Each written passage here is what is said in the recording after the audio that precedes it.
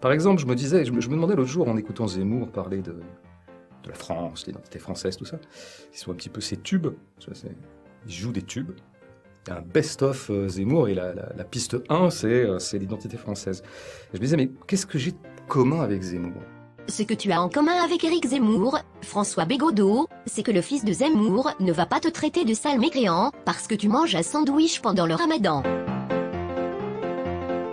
On peut avoir conscience que l'universalisme existe, que l'espèce humaine existe, au sens individuel du terme.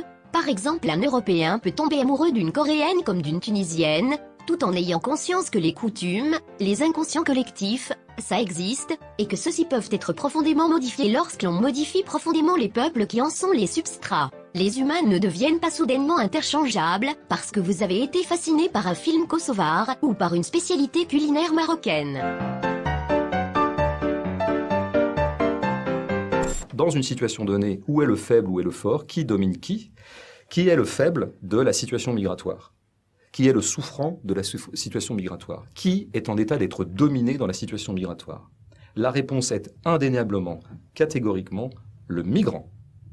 Et c'est ce que vous venez de citer, je veux dire, qui souffre dans la situation migratoire? Le migrant. Qui est la victime? Le migrant. Donc, la boussole sociale nous indique qu'en toute chose, il faut toujours, puisqu'il existe, défendre le migrant.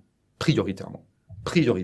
Ça, c'est la première position qu'il faut rappeler catégoriquement. Ce qui me différencie fondamentalement de Bégodeau, et à mon sens de la gauche, c'est qu'il estime que si l'on fait venir une centaine d'immigrés d'Afghanistan, et que sur cette centaine la moitié se passionne pour Victor Hugo et Montaigne, alors ça vaut le coup, même si l'autre moitié se met à harceler des Françaises dans la rue parce qu'elles sont en robe. À l'inverse, moi je pense qu'il faut absolument éviter qu'une cinquantaine de Françaises se fassent agresser, même si pour ça on doit priver 50 Afghans du bonheur de venir en France, et de découvrir Victor Hugo et Montaigne. La gauche et la droite ont conscience que dans les deux cas, il y a un sacrifice à faire, la divergence de fond se fait dans le choix de ce sacrifice. Pour Bégodeau et pour la gauche, le progrès est comme une usine à diamants indestructible et infinie, que les Occidentaux auraient forgé en pillant les autres peuples de la planète, et qu'il serait immoral de ne pas partager au plus grand nombre le plus rapidement possible.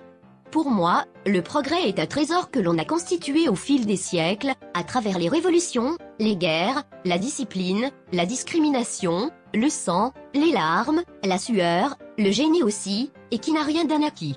C'est un joyau délicat, peut-être éphémère, qu'il faut protéger, et dont on peut faire profiter le reste de l'humanité mais de manière très lente, étalée dans le temps, en acceptant d'y assimiler des gens petit à petit et de manière homéopathique, afin de ne pas mettre en péril l'intégrité de ce trésor, c'est-à-dire la survie de notre mode de vie, comme un canot de sauvetage qu'il ne faudrait pas trop charger d'un seul coup au risque de le faire chavirer, ce qui pour le coup serait immoral. Hey!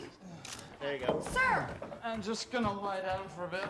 I don't feel so good. No, you cannot lie down here. Why, you staying in here? I live here. This is my house. My house. My house. The poet says it's everyone's house. Je ne veux pas laisser le tiers-monde en héritage à nos enfants parce que, par mauvaise conscience ou par orgueil, j'aurais voulu offrir trop vite cette douceur de vie occidentale à la terre entière.